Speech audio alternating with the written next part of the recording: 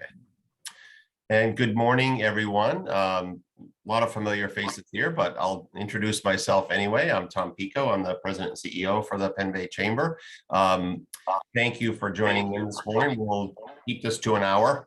But we wanted to, we're now in the new legislative session this year and wanted to have an opportunity for members to hear an update on legislation that's happening in Augusta and in Washington as well. I think Greg's prepared to talk about that, and we have a familiar face to many of us, Greg Dugal, who years ago sat in my chair, but is now with HospitalityMaine as their Director of Government Affairs. So we're going to hear from him in just a minute. I do want to, as we do with every chamber event, thank our premium members for the Penn Bay Chamber, which are LCI, Eaton Peabody, Machias Savings Bank, and Ballou and Associates for their support of the chamber. And also, as we always do with our events too, thank our elected officials that are represented here today. So thank you to State Representative Vicki Dudera for joining us this morning. Thanks for being here. As you well know, Vicki represents Camden, Rockport, and Islesboro. And we have Chris Rector too, who represents the office of U.S. Senator Angus King. So thank you both for joining us today. Actually, Tom, this is Chris. Today is the first day of my retirement. Really? Well, I had heard a rumor about that, but I didn't want to go there. So thanks for confirming, and congratulations. I am, but I'll continue to be active with the chamber and look forward to seeing you. And thanks for being here. Sorry to interrupt you. We won't let you get away. Don't worry. So, but congratulations, Chris, and thanks for being here. So, just to set this up, as I said, Greg Dugal is the Director of Government Affairs for HospitalityMaine, which is a statewide nonprofit that supports and promotes the restaurant, lodging, and hospitality industries. So Greg's going to share some updates and may express opinions of HospitalityMaine, but I just want to be clear that as of this point, the Penn Bay Chamber Board has not taken any positions on any pending legislation this session. So any opinions you hear are those of the organization that is represented by the speaker. So without further ado, I'm going to turn it over to Greg, and thank you for being here, Greg, and giving us an update. Thank you, Tom. You got a couple people in the waiting room too. Okay. Just let them in. Yeah. Well, hello, everybody. I am familiar with most of the faces that I see here, and I'm familiar with some of the names that I don't see the faces. So thank you for having me. And I will say that here's your useless fact for the day, that Representative Dudera and I, about 20 years ago, worked together at the chamber. So, and it was an enjoyable time. It's always wonderful to both work with Vicki and to see her on a dais like this. The other thing is, I've been doing this so long that the chamber had two names. Actually, it was two chambers when we were doing this last. And I seem to have that problem following me around because we used to be the Maine Innkeepers Association and the Maine Restaurant Association. Of course, now we're HospitalityMaine. They talked me into hanging around and doing legislative affairs. That's what I've been doing. Chris Rector, I am the rumor spreader. I apologize. But you had told me, so I told Tom, and God bless you, and thanks for all your help over the years. We go back to Camden Downtown Business Group days. Yeah, we've got a lot of history and no problem with spreading the rumor because it's true. Good. There's nothing like spreading a true rumor. So I guess this is a point where I should share my screen. There we go. Everybody see that now? Yes. Okay, great. And I'm just going to start the slideshow and we'll be ready to go. And you're still there. Good, excellent. And let's see, there it is. Okay, sorry about that, folks. I guess it goes to show my age. My grandson probably would have been done the presentation by now. So anyway, these numbers are critical to the whole discussion. It's interesting how things have gotten better, but have they really? For the hospitality industry. And certainly it's an uneven sort of situation that has occurred. So if you look I mean, they're so, it used to be easy. You used to compare this year to last year. You can't do that anymore because 2020 was definitely an anomaly. So this is through November of this year because December numbers are not available. As you can see, restaurants are 34.3% ahead of last year. Well, of course they are. It was the worst year in the history of the world, 2020. Certainly it was towards the end of the year when things were moving a little bit better, but people were still concerned about going inside as they are now. And of course, you can see the outcome there. But when you look at the true indicator, 2019, which was a very good year. It was the end of an incredible run of, positive years since the Great Recession. And you can see that in 2021, we were even to 2019. So the restaurant industry really did not make leaps and bounds ahead. The other piece to this is, I've been testifying, and I'm sure Representative Dudera has heard me say it for years about inflation, and everyone like, who are you? What is that? That doesn't, inflation doesn't happen. That's just something that happened in the 70s and 80s. And unfortunately, I was old enough to remember it. It was a 10-year span of 6% or higher. So anyone that says that this is just going to go away, just like I don't know that it won't, they don't know that it will. And it could be something that's with us for a long time. But when you look at that even number against inflation, which for that time period is about 7%, you can see in a small margin business like restaurants that is truly a negative. And then just the other two lines are versus 2020, 2021 through year to date, up of course 37.6, which again makes sense, but you're looking at a 2.6% increase year over year from 2019. Again, with the cost of doing business, the cost of labor, the supply chain issues, that's not enough to really make a go of it. If you look at lodging, however, that's a little bit of an anomaly. You'll see that, for November, and what happened is that people just kept going while they still could. I've never seen it's like a frenzy of people wanting to visit and do things when they know that they're able and capable of being able to do it, because who knows what tomorrow will bring. And so that resulted in, over 2020, especially an 88% increase. So it's almost irrelevant. But when you look at 2019 versus 21, much different than restaurants, up 37.9%. And then if you go to the bottom line, you're looking at a 26.8% increase. It's counterintuitive. It really is, because you're sitting here thinking, okay, we have 27% more people coming to, or at least spending lodging money, and where do they eat? And the answer is they ate where they could. And because I'm talking to a friendly crowd and I live with you folks in the Mid-Coast, I saw lots of people all summer long sitting on park benches in Camden, especially because that's where I'm closest to, eating out of Hannaford bags because they weren't able to find a restaurant that was open or get in. So, the labor shortage and the supply chain have really made it difficult for our industry to be open like we used to be open for the meal periods we used to be, to offer the menus that we used to do. So everything that we're going to talk about today legislatively has sort of a mushroom effect over what is happening in our industry. So as Tom said, we're going to talk about what's going on in the legislature, but a lot happened last year. And I just thought I'd briefly go through some of the things that occurred.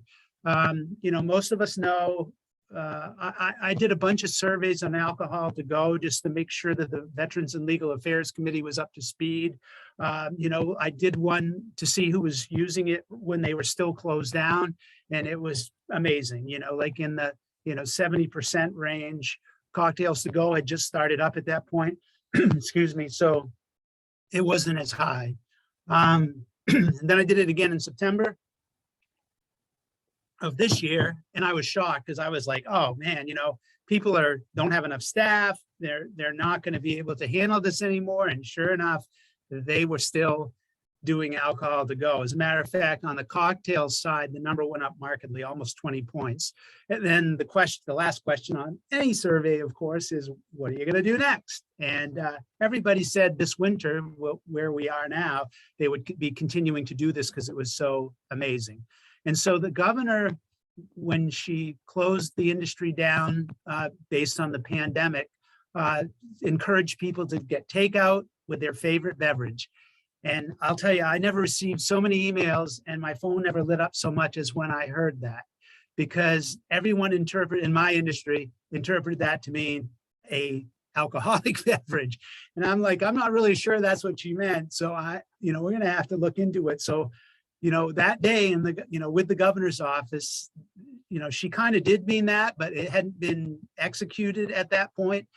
So between the governor's office, their staff, us, and BABLO, the Bureau of Alcoholic Beverages, cocktails to go were born.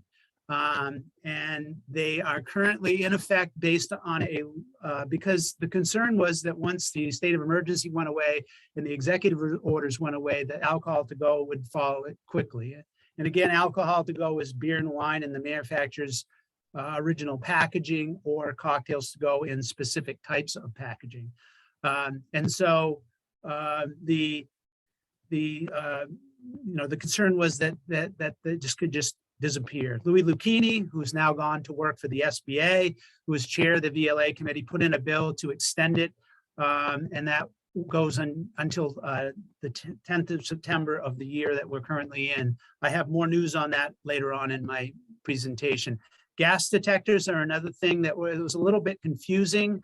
We are required, obviously, to have smoke detectors and CO monitors. That's not that old of a requirement, but because of what happened in Farmington, there was legislation put in that would require gas detectors as well. And it's only in rooms where there's a unit that combusts. So if you have a gas furnace in an outer building, and then you're feeding all kinds of heaters in a building with multiple rooms, you are not required in those rooms to have a gas monitor. You are, however, required to have one if the combustion occurs in the room, like it's a gas fireplace, or it's just a standalone gas heater, like a monitor heater.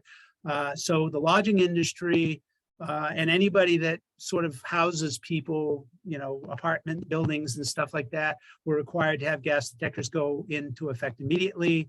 And other businesses, including restaurants, are not required to do this until 2026. There is one anomaly there, a multi-use building. It's something that would, let's say, have a restaurant in it, and then up above it might have an apartment, would also be required to have these gas detectors. The confusion came where the way the bill was printed out by the revisor's office, that everybody had to do it right away.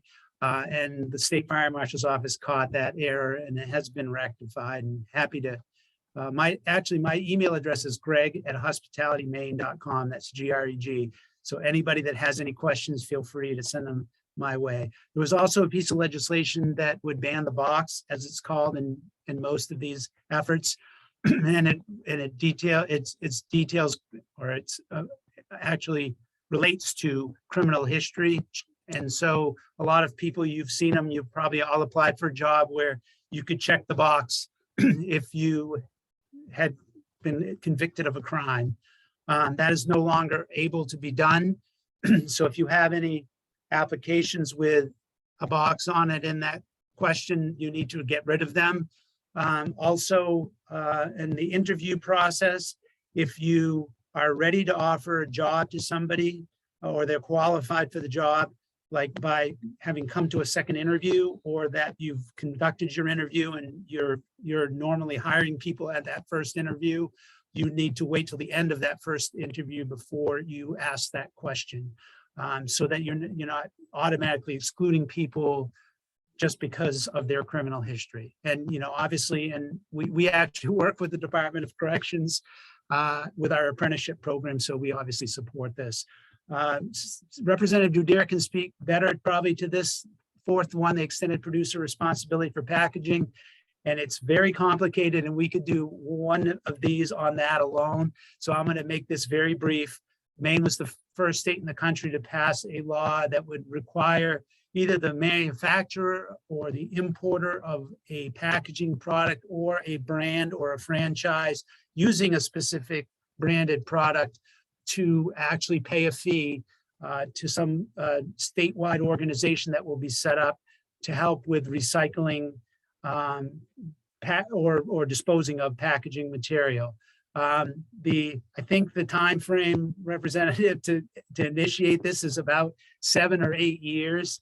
Rulemaking doesn't start until July of 2022. It's amazing the number of people that know about this. I've gotten so many. I think Elena Bertucci is sick of seeing me coming, Representative, because I've been asking a lot of questions because people, especially those people that have branded products, either somebody making spaghetti sauces or jams, or somebody who is a brand like Dunkin' Donuts or something like that. But there are exclusions and exemptions for smaller businesses, which was wonderful to see. And we'll be working on rulemaking with that. The Maine Retirement Savings Program, the number of people that don't know this exists is shocking. And this happens to me every day, all day long. People wondering, yeah, how long has this been in effect? Yeah, 10 years. But this one has just started. And basically what it comes down to is that businesses will have to facilitate, if they don't have a retirement savings program, will have to facilitate help, not necessarily contributing to, but helping facilitate the employee to give money to this enterprise fund so that at some point in time they can retrieve it when they retire. So beginning April 1, 2023, it will cover 25 or more covered employees. October 1, 2023, it'll be 15 to 24. And then April 1 of 2024, it'll be 5 to 14. So those under 5 employees to this point in time are excluded from having to participate in this. And again, there's no contribution required from the employer, strictly the facilitation. Again, Representative Dudera can speak to the fact that there are constantly task forces and commissions, and I'm working on one with the unemployment insurance. The good thing that came out of that is there will be no additional legislation proposed. The report has not been given to the Labor Committee though yet, so they can certainly change that if they would desire to do that, but it's not being recommended. And then we're having a problem with phthalates because they're in packaging materials and a lot of that stuff is out and about. And replacements are hard to find, like everything else with supply chain. So there's going to be a rulemaking process actually on that as well. I think everybody knows what the minimum wage is now, going back to those numbers that I did earlier. As you can see, CPI was 4.9%. So that minimum wage went from $12.15 to $12.75. Every time it goes up exponentially like that, it's a hit. You know, whether it's good or bad, if you have a minimum wage, it needs to change periodically, but it is what it is. Portland, of course, you've all heard probably about the hazard pay issue. It's coming back. They're looking at actually tying the hazard pay rather than to the state of emergency that's been lifted. They're looking at tying the hazard pay to the mask mandate that they just instituted. The only reason I even put this in the slide is the city of Rockland is the only other community in the state of Maine that has a minimum wage currently. Not that they will have a hazard pay, because they don't, but it's something that you might want to pay attention to, because Portland's hazard pay is $19.50. And the $6.50, of course, is the tipped wage. And in that case, it's like $9.75 when it gets up into the hazard pay range. Can I just say, Craig, really quickly, just going back to the EPR, the extended producer responsibility, that I think that that's a trend that we're going to see in other things as well, because, you know, we're stuck with all this packaging. We have to figure out how to recycle it. Our communities have to figure out how to deal with it. It's expensive. And I think we're going to see the same kind of approach with other things, probably PFAS, the chemicals that we're all reading about right now too, which again are things we've got to deal with. We've got to figure out. People have got their wells contaminated, their soils contaminated, and you know, we need to stop the manufacturers from putting this stuff into our products. Yes, I totally agree. And of course, Maine is no stranger to extended producer liability type situations. We have it for batteries and a bunch of other things already.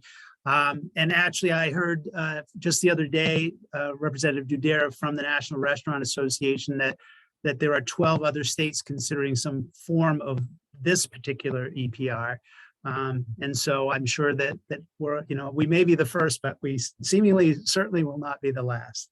But it is complicated. It's going to be difficult to enact. And but I mean, I guess that's why there's the level of time that we have to be able to do it. So, obviously we had, well, not obviously to you, but to me, we had over, we're almost at 2,000 bills. Most of those bills came last year. Check my time, make sure I'm not going too off the rails here. But a lot of them have come in this year, probably like 500 or 600 total. And so many bills get carried over. Two of them, or actually 3 of them that I've featured here that were vacation pay upon separation, which is LD 225, the Paid Family and Medical Leave Commission. It was originally Paid Family and Medical Leave, but that got changed, and I'll explain that. And then, of course, salary and overtime bill, which is LD 607. The vacation pay bill got carried over. The Labor Committee just voted it out along party lines to pass it. And basically, in the state of Maine currently, if you have a vacation pay policy that says you pay upon separation, then you must pay. If you have one that says you don't pay upon separation, then you don't need to pay. And if you don't have one, then the Department of Labor will step in and decide what your history is on that. Because believe it or not, especially in smaller employers, sometimes they pay people they like, sometimes they don't pay people. So the DOL ends up having to come in and adjudicate that. So this bill would require that all of those, that it doesn't matter if you've accrued vacation time according to the rules of the business, then you are all set. And that you receive your vacation time. And it doesn't matter what I'm trying to find. I had a couple. So the issue with this particular bill over the time frame of the winter and everything was that there was concerns that the new earned paid leave bill could get, or act or law could get sucked into this, and that people, because the biggest selling point of business on EPL was that there was a carryover, but there was no payout. And then there were concerns about a lot of people already have programming like this. How would it affect them? How would it affect the rules of, would you have to now give vacation time, which it did not occur. And all of the things that potentially could go with that. How much can you keep? How much can you roll over? All of those things. And the committee, in finally passing this bill out the other day, said, look, we hear the concerns of the business community, and we're not doing any of that. All we're doing here is that if you accrue vacation time, it gets paid on termination. I think the only real sticking point that's left in this particular bill is that there's some concern about people who are terminated. As the bill is written, then anybody, like if somebody stole from you and you fired them, you'd still have to pay them their vacation pay. Which, it's interesting because I had somebody the other day that called me. Somebody had stolen from them. They actually were was a housekeeper, and somebody had stolen from them. He reimbursed the individuals that had the things stolen from them. He paid for the money that it would cost to replace them, and he just chose not to pay this person. Well, you can't do that. Number one, you always have to pay wages whether you like somebody or not. She wasn't in the vacation pay category, obviously. She just started, but he wanted to know if there was a way that he could dock whatever pay there was, now that he found out that he had to pay it, to make up the difference. And you can't do that either. So, the best thing that you can do with wages is to pay them. If you have an issue, you have to adjudicate it in a different way, but you don't want to end up running afoul of the Department of Labor. So this will just be another thing that will be added on to it. I think it will probably pass the legislature. The paid family and medical leave, there was a bill last session in for paid family and medical leave that was put in by Speaker Gideon. And it got a lot of play. You know, most of the issue is that you can't just pass a paid family and medical leave bill. You just can't. There's so much to it. And I think everybody realizes that. And Senator Daughtry, who's this year's sponsor of this particular bill, I think she really got that. And she realized that it was going to take some time. So basically the bill got turned into a resolve and it was basically in a study, LD 1559. And the commission has met 5 times. They've looked at a variety of things. Nothing has been decided. The key element here from the Labor Committee was that there needed to be an actuarial study that was enacted to be able to make sure that everyone knew that this could actually work on its own, or would we need to work with another state? How much benefit can we give? You can't really pick the benefit till you know how much you can afford to give. And so the commission did a lot of good work. I attended every one of their meetings, but they had not conducted the actuarial study. So they have since introduced another bill, which I believe is LD 1952, to extend the life of the commission so that they can receive the actuarial study information, and then they can decide, will it be 12 weeks for one, 10 weeks for the other, maximum of 22. Again, this would be in addition to the earned paid leave that was passed last session. The one that got me here is the next one, and that is the salary overtime bill. And this is a bill that has been introduced to the legislature pretty much every biennium that I've been involved with this for the last 20 years. And it, in Maine, salary thresholds are set. Not every state does that. Most states defer. Actually, I think there's only 6. Most states defer to the federal government's amount, which currently is somewhere in the $35,000 range. That's been going round and round. You may remember that President Obama, introduced a fairly high threshold. And again, remember, salary is something that you have to adhere to the threshold of how much you pay people, but you also have to go through the duties test. I talk to people daily that have salaried employees that are not salaried employees. You need to be a supervisor. You need to have some professional accreditation, and you need to be paid the amount, which currently in the state of Maine is 3,000 times the minimum wage, or I think it's $38,250. That is the minimum salary threshold. And so the one thing that I always have to deal with, and I'm always talking to folks in the legislature, at least the ones that will listen, we tend to get, especially because there's so many representatives in such a high population base, we tend to get a little bit Portland centric. Everything isn't about what happens in the city of Portland, because there's a lot of rural areas in the state. There's a lot of different, it's almost, that if you want to, I hate to go down that road, but the two main sort of concept that there are people that their economies are just not as, thriving at the same level as others. And so it's difficult to be able to adhere to some of these higher thresholds, but this particular threshold, so the original law, or the original bill here, LD 607, basically raised the salary threshold. It was actually dollar numbers. I don't have them in front of me, but 38, 44, 52 kind of thing. And then the Department of Labor stepped in and they said, we do 3,000 times the minimum wage, and we like that model. So why don't you stick to that model? So that resulted in an amendment that actually went 3,500, 4,000, 4,500. But we've all seen what I said earlier about that 5% increase in CPI, and that's what will drive the increases in the salary threshold as well. So you're getting a 500 on 3,500, which is a sizable percentage increase. And then you're getting, in essence, potentially this additional increase from CPI.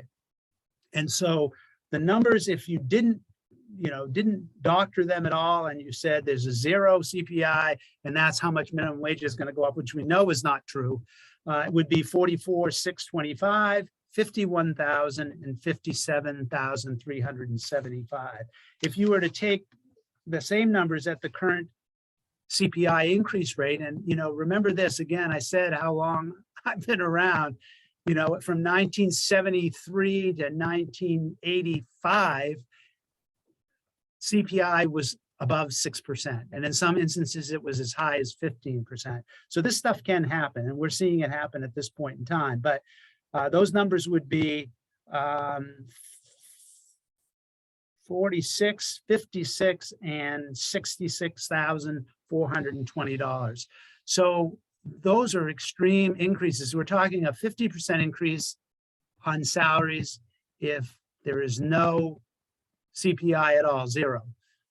And a 75% increase, it's just too much. It's more than any, I mean, most people in my world are in the 40 to 50 range, north to south. And so to get numbers up to these levels that quickly would be devastating. It is the least I can say about it.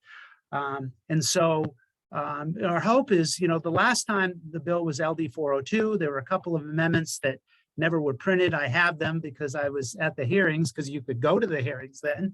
And those were just raising it to 3,500 and not doing the remaining increases. And the other one was like a set thing, like $40,000. So even though the committee has voted this out as with the numbers that I gave you, the hope is that there'll be maybe a reconsideration, or that some discussion will occur that will, you know, somehow moderate these influences, because it really is too much. And then the last two things on this slide are the new bills. So alcohol to go, yesterday, they had their work session on alcohol to go. And the bill that was put in again by the long lost Senator Louis Lucchini, who was my champion and the sponsor of this bill and the chair of the committee, and he vanished the day before the public hearing, which was unfortunate, or actually, excuse me, the first work session. And so, you know, God bless him, and he's a good guy, and I'm glad he got a great job. But I was kind of hoping that he was going to be there, and the bill got tabled because it seemed like there was a lot of confusion. But everybody got together, and as of yesterday, instead of making alcohol to go permanent, alcohol to go, the committee voted out unanimously, which doesn't mean that the legislature will accept it, but generally those kinds of bills go what's called under the hammer, and they just, you know, are go all the way through, would extend this to March the 30th of 2025. And so that accomplishes two things. It gets us past a summer season. It gives us time to look and see how the pandemic is either gone or progressing. And it gives public safety opportunity to see if this is causing any trouble. And it also would expire during a legislative session, so it could be addressed. And so hopefully that will be going to the February 10th, I believe it is, legislative session. Service charges, you know, I could write a book on this particular issue, and I'm not going to bore you with, because we're starting to run out of time, and I'm going to bore you with my book, but service charges did not exist in Maine statute in 2010. A bill was passed that actually introduced them, but it was silent on the fact that restaurants could use it. It also had a line in there that said tips that are automatically added to a customer's check. Immediately, that is an issue, because tips are defined as something that are left voluntarily, and service charges are something that are defined as added to a customer's check. And the federal government supports that. This current administration also supports that. However, the prior administration did not. And so, and they had a fair amount of information out there on this, saying that that restaurants shouldn't charge service charges because it's not okay in Maine state law. It's silent, basically, and because of that tip line. And so lawyers, rightfully so, for businesses were like, you know what, you can do this, but you could run afoul of a lawsuit, and you really don't want to do it. So our goal has always been to try to solve that problem. Representative Erin Sheehan from Biddeford put a bill in to actually do that. She did include the caveat that tip credit would need to be eliminated for the restaurant to charge a service charge. Of course, as many of you know, the tip credit is the holy grail of our industry. That was not something that, even though I have all the respect in the world for Representative Sheehan and her efforts, that we were able to accept. There was a public hearing the other day some suggestions were made to soften that and add some other items that would maybe be helpful to the cause. Senator Heather Sanborn, who owns Rising Tide and for all intents and purposes, a restaurant and a catering operation, also spoke in favor of the bill and trying to minimize the damage on the industry and just letting people, like in every other state in the country, let restaurants actually be able to charge a service charge. So that is awaiting a work session. That work session will be Monday at 10 a.m. in the Labor Committee. Happy to direct anyone to that if they need information. And then federal issues, and I switched from my good friend Representative Vicky Dudera to my good friend, former senator, I should say, Chris Rector, and representative for that matter. But not in this particular role. So H-2B visa, I'm not going to get into too much detail here. This one is as bad as service charges for me. It's been hanging over my head the whole time I've been doing this. And the system has worked well at times and not as well at other times. The pandemic certainly hurt. The labor shortages hurt. The restrictions on travel last year, we were at a point where we at least would have gotten a few more people. But of course, people were restricted to travel due to the pandemic. We get a lot of Eastern Europeans. I think potentially the geopolitical positions that we find ourselves in currently with the country of Ukraine could very easily cause another set of ripple problems as far as people being able to come. We used to get a lot of Russian H-2Bs. Obviously, that's not going to occur. Also Turkish H-2Bs, and that for other reasons is also not occurring. So it's a moving target. Just to give you a general update, there are 66,000 visas awarded each year. A long time ago, because the first half of the year started hogging all the visas, they created a law that actually allowed for 33,000 in the first half, 33,000 in the second half. And so every year, the demand on the system has increased. This year, for those 33,000 visa workers, there were 136,000 requests. And this is countrywide. And so, as you can see, there's 100,000 workers requested that will not be granted. Now, the Department of Homeland Security Secretary has the ability through a budget bill that was passed to raise that. It says that he may. So we're always waiting to find out if he may. And then after that, they go through a process of the number that they will give. For the first time ever, the first half of the year received some additional at 20. There's only 60,000 available total. We've generally gotten 20 or 22 additional as well. I know that Senator King and Senator Collins have been very forceful. They've been incredibly helpful on this over time. And I go back, to the early 2000s with Senator Collins on this. But Senator King has equally done as much work, and they're going to try and really push the envelope here to really try to get the maximum number of employees, because even if we got the other 40,000 that are left, that would be 70,000. It would still be half of the number that were requested. So it's not like it would be out of order to be able to do that. And again, this is one of those things that we could do a seminar on alone. So I'm going to leave it there. The Restaurant Revitalization Fund, great idea, $28 billion that was put forth. Unfortunately, there was about a $65 billion need. And so we've been trying to get that refunded. There is a bill that Senator Cardin from Maryland put in, and another bill that Senator Sinema from Arizona put in.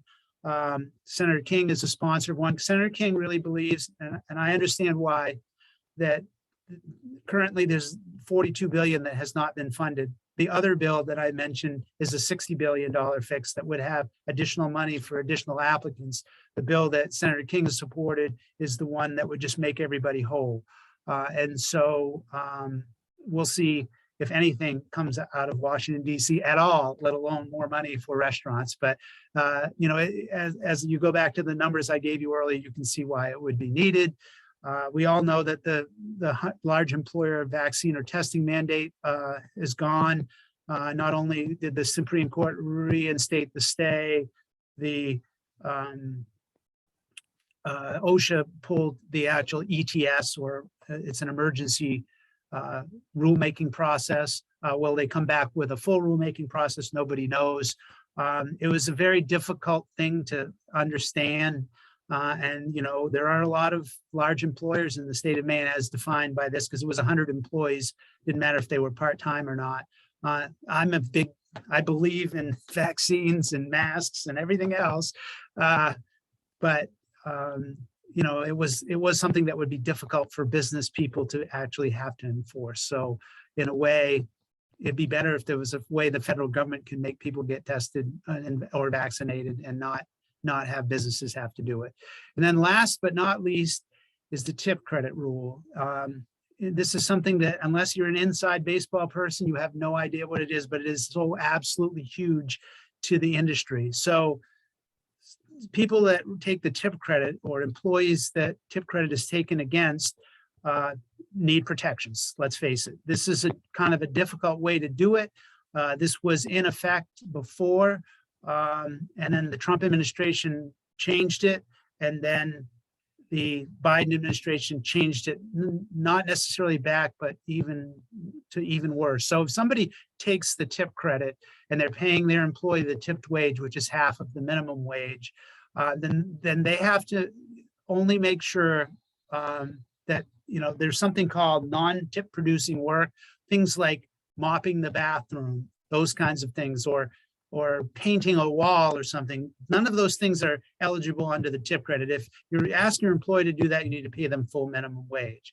But beyond that, the law has been, the rule has been, and it continues to be now, that your employee can only do 80% of things that are tip producing work, and then 20% of your time can be spent on supporting non-tip producing work, which would be things like, you know, setting up your station, or setting tables prior to service, or getting the salad dressings together, all of that kind of stuff. And you're supposed to make sure that people are actually on the floor working to make tips for 80% of that time. And then the other 20%, they can do things that are directly related to their work. Well, the extra caveat that was added to the tip credit rule this time was that they can only do this 80-20 type work, the supporting but not tip producing work, for 30 minutes straight. Most people bring their employees in an hour early to set up, and they generally don't stay very long at the end of the shift. But you can't no longer do that, because it's 30 minutes maximum. And so all the powers that be have actually launched lawsuits against this. Specifically, or the most onerous piece is that 30-minute piece of it. Is, you know, the 80-20, as long as you're keeping within, that makes sense. It's hard to enforce because it's hard to know what people are doing all the time, but it works better than the 30 minutes. And so that, even though is really inside baseball and really restaurant oriented, is a huge issue currently in our industry. This is just something that the NRA put out in September. There's a new one, but it's done slightly different. This gives you just a general idea that you know, that at that point in time, 3 out of 4 restaurants were still not at full capacity. You know, people not thinking that things are going to come back to normal very soon, and I tend to agree with them. I wonder when it will be. 91% paying more for food, 63% paying more for their rent or lease, 84% having higher labor costs. In Maine, that was closer to 90, as well as the 71% of restaurants are understaffed, was closer to 90 in Maine as well. And then, of course, you know, sales were off, and supply chain has been just a complete disaster. And that's just, so that's it, Tom. I'm happy to take any questions, unless I put everybody to sleep by now. Well, that's great. Thank you, Greg. And yeah, I would, if you have a question, I'll try to kind of moderate here, and you can put your either send me a chat or raise your hand. I do see a couple up there. I just want to, before I call on a question, LD 607 is one I'm hearing a lot about too, from a lot of different people, but really, just in summary, if you have a salaried employee that's making $40,000, let's say, within 2 or 3 years, you're going to have to pay them on current minimum wage $57,000 roughly. So I just wonder, I mean, obviously that'll be impact for hospitality, but I also think about nonprofit organizations that might struggle with that too. There's no exemption that you're aware of for nonprofits in that either, right? So it's across the board. There are no exemptions at all. At all, right? Right. Not even government, not even town government, which would be another one that would be affected, and education. Sure. I see Mr. Grima first. So David, go ahead. Don't forget the mute lag we all have to deal with. So thanks for taking the question, Greg. It's good to see you again. Many years ago, we also worked in the same town and were interested in the same things. But so today I work for the Department of Labor, and particularly for the Bureau of Employment Services. So although I don't get into saying whether laws are good or bad, it's just our job to make them happen. I am interested if you're getting any feedback from employers in your industry about, I just saw that thing about 74% are understaffed or something like that from the National Restaurant Association. What's it like in Maine? Do you know yet? I mean, do you have any direct? I don't have that number in front of me, but I do have it. This is, as I was mentioning, it's somewhere in the high 80s that are understaffed, like percentage wise, because this study was broken down by state as well. And I will be perfectly honest with you, David, that my technological skills failed me and I couldn't swap out the Maine one but I'll send you that one just so you have it. I mean, for what it's worth, just so you see what those numbers were. This was a survey of all members in restaurants. So yes, it's dire in our industry. And we obviously work with you folks, that. We have an apprenticeship program. We're doing all kinds of, we have the Hospitality Maine Education Foundation, which has always existed in some way, but not really been proactive. And now that's happening so that we can train more people and advocate more for people and work more with folks like you, David. But go ahead. I was just talking to Derek, who is your executive, your education and workforce director, just the other day about getting kids into apprenticeships with Hospitality Maine. Okay, well, thanks for your question, for your answer. Thanks, Greg. My pleasure, and I can always go get Derek and put him on here. He's my office mate. Okay. Oh, Representative Dudera, go right ahead. Hey, thank you. Yeah, my question is about 607. Because I've been really delving into this to try to figure out how I'm going to vote on it. And one thing that I have learned is that the 58,000 salary threshold for Maine by 2024 takes us back to where we were in the 1970s.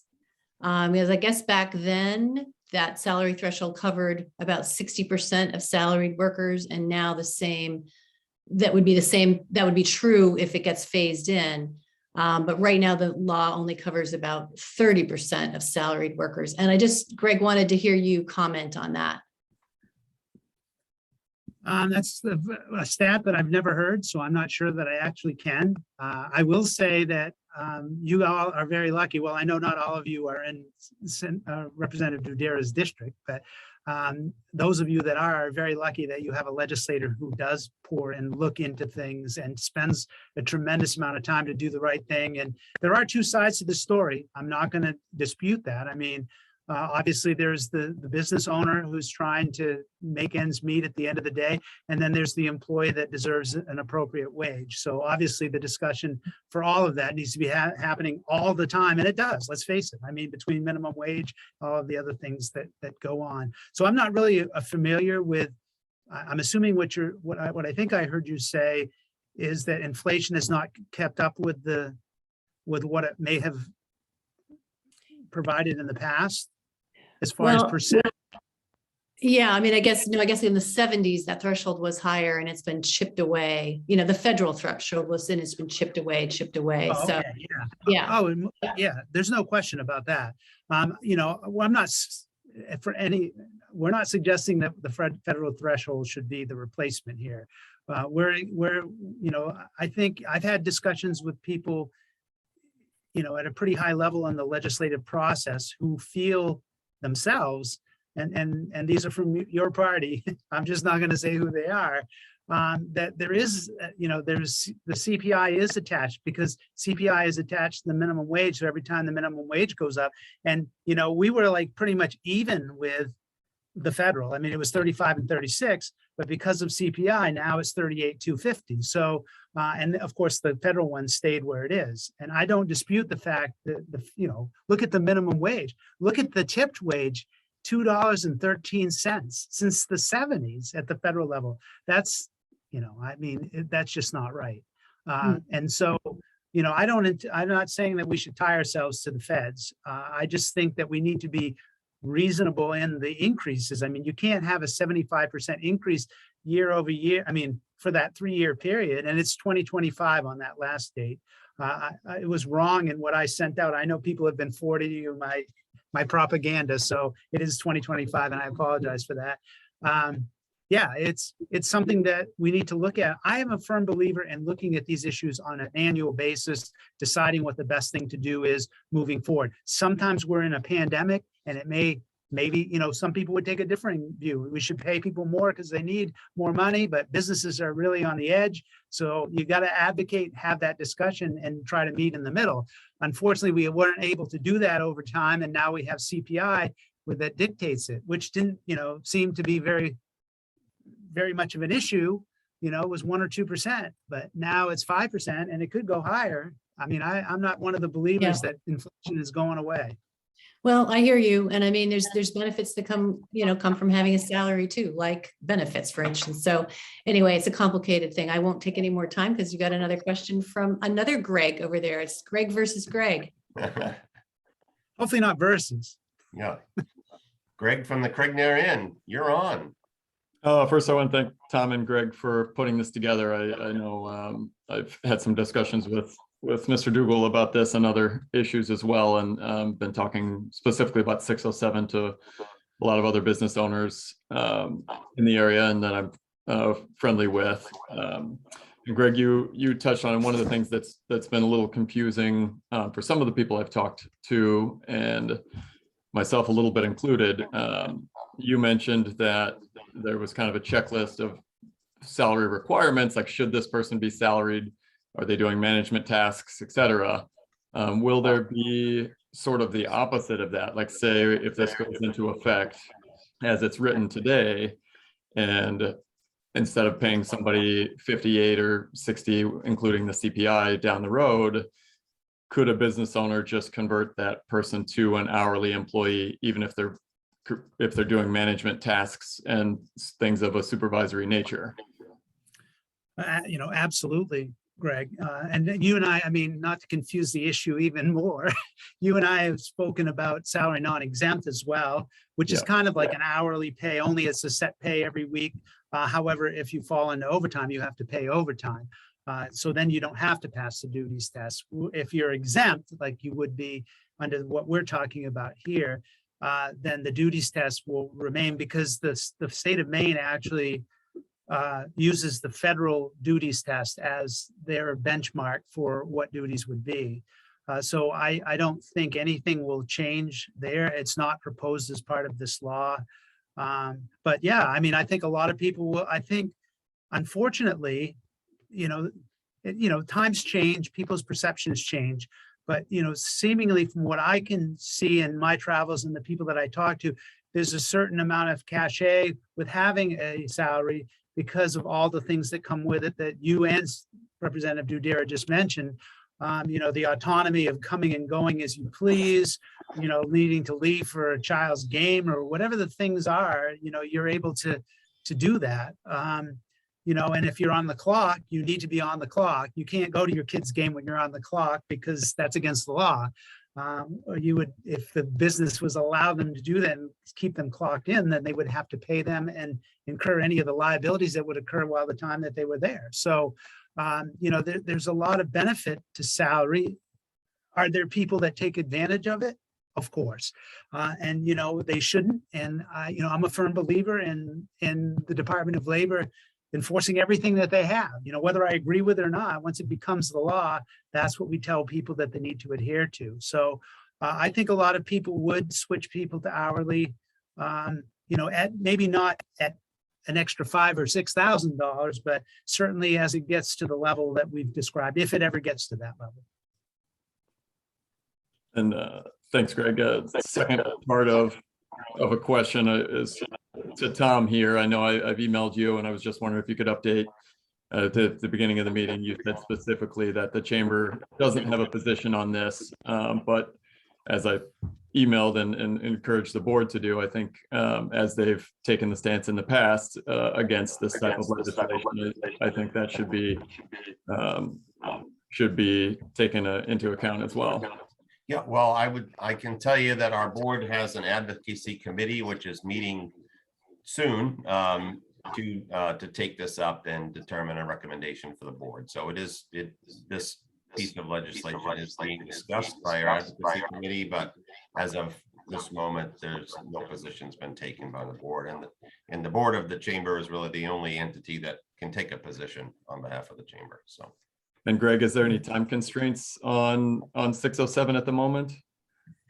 The legislature is one constant time constraint, correct, Representative? So currently both bills are still in committee. So once a bill is passed out of committee, it generally gets language review. And if, you know, there could be some more deliberations that may occur, or there could be a reason to hold the bill. So the bill is, both these bills, 225 and 607, are both currently in committee. They could be reported out at any time, and they could end up on the agenda for February 10th. So if there's a constraint, in my mind, that would be it. I don't think it will end up on that agenda, primarily because it's State of the State Day, and generally they don't try to overpack the agenda that day, especially with something that might be contentious. But I don't know that for a fact. And then I believe, Representative, that the following Wednesday and then the Wednesday after that are the next two session days. So I believe there's 3 scheduled for February, correct? Yeah. And so I would say if it's not the 10th, then I would really be concerned coming up after that. You know, for the next, which is The 16th and the 23rd, we meet. Thank you very much. I just got there.